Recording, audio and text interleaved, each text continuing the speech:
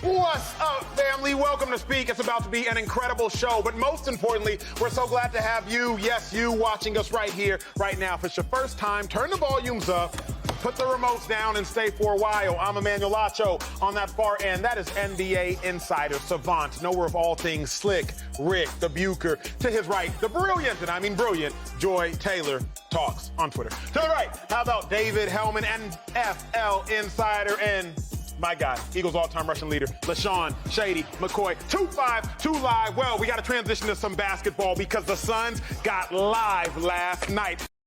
At least as we come on camera, it's about to be a great show. It's our Friday show. Yeah. It's our Friday show, man. So we got to give y'all our best. KD, 23 points, 27 minutes. Joy Taylor, in that dominant win, albeit against Charlotte, did Kevin Durant put the Western Conference on notice? I don't know that I would call that a dominant win. It was a good win, but it was close in the fourth quarter. They had a chance. I think that they did put the Western Conference on notice, because who in the Western Conference do you have complete confidence in? Now, I don't expect them to win a championship this year. I actually would be impressed if they win a championship this year. I think it's going to take a little time for all this to come together. But the reason why we all got crazy about KD going here is Kevin Durant is maybe the all-time easiest plug-and-play player in the history of the NBA.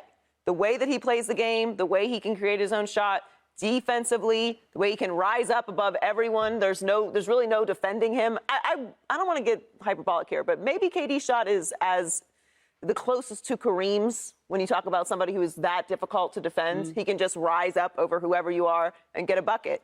This is what we expected to see. And he was efficient. He wasn't out there for the entire game. Came back in to make sure the game was won. So I think it's a great opening night. I thought it was a great performance. And I didn't think the game really ever got away from them. They did what they were supposed to do. I think the Western Conference should be on notice. I think they should absolutely be on notice. I think the Suns had the game in control. They were playing with their food when they wanted to. But at the end of the day, they knew they was going to eat the meal. Yeah. And Charlotte, unfortunately, happened to be the meal that was to be devoured. When I was watching the game, though, Slick, I thought about it like this. There was a point in time where Ayton was on the floor. KD was on the floor. Booker was on the floor. CP was on the floor. Campaign was on the floor. And I was thinking there to myself, you got a Hall of Fame point guard, a first-team All-NBA player, a 7-footer in Ayton, who I've seen average 20 and 15 in a series versus the Lakers, and Kevin Durant, one of the greatest bucket getters in the history of the National Basketball Association. Everybody better be on notice. I was watching that game, and I said, how can the Suns not get to the Western Conference Finals? They have to. I remember in high school, Slick, I grew up in Dallas, Texas, Highland Park High School, where Matthew Stafford went to school. It was one of those dominant high school programs in all sports. Produced Matthew Stafford along with several others. Played Highland Park one time. They had like a 6'7" big, a 6'8" big, a 6'6" small forward, a 6'3" shooting guard, a 6'5" point. In high school, that's dominant. Yeah. That was a feeling I felt when watching the Suns trot out two lengthy 7-footers yesterday in Ayton and KD. We don't see that anymore.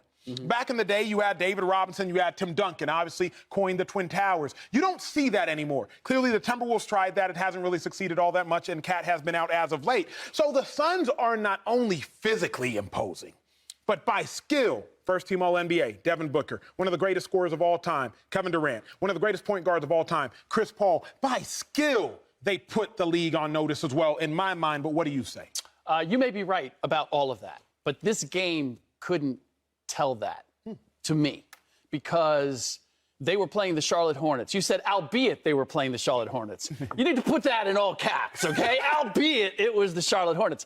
They are the second worst team in the Eastern Conference, and they are the worst offense in the entire league. Yeah. And they were playing their first game after losing LaMelo Ball to a fractured ankle. True. And yes, True. they had JT Thor. They had Thor out there. JT Thor, not the Viking with the hammer or whatever. And the question that we have with the Phoenix Suns is not that they're going to be an offensive juggernaut. Defense. We know that, right? Can they defend? Can they defend at a high level without Mikal Bridges and Cam Johnson and Jay Crowder? Playing the worst offense in the league without LaMelo Ball is not going to tell me that. Yeah. So I'm not going to take anything away from this game. I'm not saying that they can't be everything that you think they can be, but this game doesn't tell me. Very quickly, though, before I come to Shady, because I'm very interested, Shady obviously being one of the biggest Kevin Durant fanatics on television, my thought is this. At the point in which the Clippers are 0-3 with Russell Westbrook, the Mavs are 1-4 when Luka and Kyrie play. Doesn't there have to be some sort of knowledge that you've garnered because the addition of Kevin Durant and the Suns had clearly at least not made them worse, whereas the addition of Westbrook and the addition of Kyrie, you're still questioning what's going on there. Don't you at least have to assume, oh, wait, they clearly are more ahead of some of the other teams that made big acquisitions? Yeah. Well, to Joy's point, though, KD's game is so malleable. His ability to score in so many different ways. He can catch and shoot, or he can attack. He can play off of guys, or you can play through him.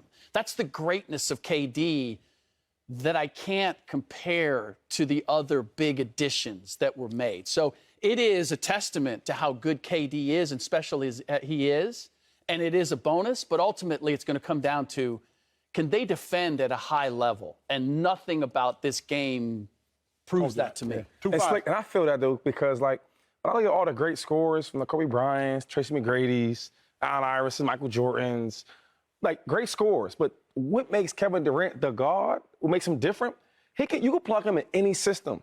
Okay, fine. Booker, he's ball dominant, isolation player, cool. I'll sit in the wing. I can give you 20-some points from 3 balls. He shoots 3 balls like Steph Curry. Not Steph Curry, but in line. That he's very efficient from 3. Okay, cool. You want to put me in the post? Bet. I can play in the post. I can do pick and roll with you. You can do whatever you want to do with Kevin Durant in any scheme he fits in. That's why I think the transition from going from the Nets to the Suns is nothing. Where other players like Kyrie, I think it's going to take time to gel with Luka. Westbrook with the Clippers, it may take time. When I watched this game last night, it was impressive because how easy. It looked like Kevin Durant been there for a month already, right? So, yeah, I mean, granted, it was the Hornets. I mean, they did beat them by double digits. I mean, it's basketball. So I just feel like going forward, this is going to be a tough team to beat. Do you think, are they your favorite in the West now that you've seen KD, plus you've seen the other players? I just think, man, like, if they get some better supporting cast from the bench, and I think T.J. Warner would be that type of supporting cast, it's an extra boost. And then DeAndre Ayton, right? We all talk about him. He's kind of up and down. I think he's a solid player. The best thing about his game now, when you got KD, it makes the game so much easier, right? So you want to send these double teams to Booker's way, to KD's way. With the big man, it makes it so simple. I remember watching the Warriors when they were playing with Looney, right? And Looney's solid. He's a guy that, he's a great role player, right? He's in the way sometimes. Yeah, he's in the way sometimes, but look, he knows where to go with the ball, passing it. He's going to score, here and there. He might get double digits as far as, scoring or rebounds. But when he played with Kevin Durant, his game evolved. And it's not like his play got better. It's just playing with Kevin Durant, it got easier. I think with Kevin Durant on your team, he makes the game so much easier for all the role players. This team will be, listen, I don't want to say that, but I might got them in the finals. We've been waiting to watch this game, Joy, for a very long time. This game meaning Kevin Durant's appearance on the Suns. It's been one of the most highly anticipated spectacles in maybe the last 2.5 weeks. Before the Super Bowl, we were all itching to see it happen. Kevin Durant actually was staying at our hotel in Arizona, so there was even more heightened anticipation. What was your biggest takeaway? He was looking for you, by the way. I saw him. We were talking when he walked by. I tried to dap him up, and he either didn't see it, or he didn't like. He said, "Where your man at?" I don't know. He's looking for you, just so you know that. Joy, what was your biggest takeaway when you watched? I mean, this is what we thought it was going to look like. We thought KD was going to fit into the system very easily, and he did. And this is what KD does. I also felt good that he was able to play the amount of minutes that he played, because obviously he is coming back off of an injury, and you don't want to rush a player back too soon. You don't want to put him in a situation where he could injure himself more. We've seen that specifically with Kevin Durant. So I thought the amount of minutes that he played was impressive. I thought his efficiency was impressive, but I thought this is what we expected to see. We expected it to flow very, very easily. I know it's Charlotte. Well, I know. Yeah. But isn't this a nice start? Because it's not going to get any easier for them. They have a tough stretch of games coming up. If you wanted to bring KD back, this is a nice entrance back in. It's Charlotte. He feels good. He got his buckets. He missed 5 shots. Look, I'm gonna give all of you credit for watching the entire game, because I watched the first 5 minutes when Charlotte could not score, literally could not score. But eventually they started scoring. And I started flipping around to find something that was going to be more meaningful, because at that point I knew how this was going to go. And look, sometimes teams have slow starts. But looking at the Hornets, You had Gordon Hayward guarding Kevin Durant, okay? You had Kelly Oubre Jr. guarding Devin Booker. Mark Williams and JT Thor back there. No, come on now. Like, it was easy. Slick, I got a question for you. This is going to for the end of the conversation, for the next 3 to 4 minutes, I have this thought. My thought when I watched the game, but also looked at the box score, was Kevin Durant's hyper success with the Warriors was a factor of 2 reasons. 1, Kevin Durant is immensely talented, can play anywhere. 2, the Warriors had enough humility to say, you know what? Hey, KD, go do your thing. Like, if Steph Curry wanted to be so egotistical that he wasn't going to pass the ball, distribute the ball, mind you, Steph Curry, leading up to that point, had a unanimous MVP, so he had every right to be. If he wanted to be so egotistical, that could have thwarted the success of the Warriors. Why am I bringing that up? Devin Booker has a lot on the line. He got a whole bunch on the line. If y'all remember, 2-3 years ago, we started speaking of Devin Booker in the same conversations of Kobe Bryant as it pertained to scorers. Those were conversations being had on national television. I hated it, too. But it did happen. It happened. As I watched that game, am wondering, is Devin Booker, does he have the luxury of deferring to Kevin Durant when it comes down to meaningful basketball? Because Devin Booker, in year 8, first team All-NBA, went to a finals but didn't get the job done. Devin Booker has a 70-point game, but I don't know if Devin Booker has the luxury to defer to KD because Devin Booker's resume is so far from being complete. When I see Devin Booker having 37 points, KD only played 27 minutes, had 23, do you foresee a potential problem down the line of not necessarily egos meeting, but Devin Booker not allowing Kevin Durant to be, or giving Kevin Durant easily the reins to take over as the best player? No, I don't see it happening intentionally.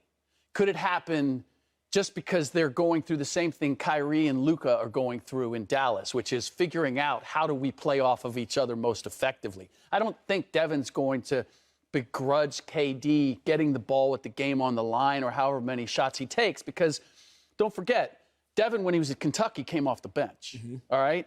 He didn't have any success until Chris Paul got to Phoenix. Like, he's had the experience of, hey, dog, we'll let you be the man, and has not gone very far. And so even going to the finals and not getting it done, I would hope and believe that Devin Booker is thinking, I got Kevin Durant, like, let's find a way to go get the chip.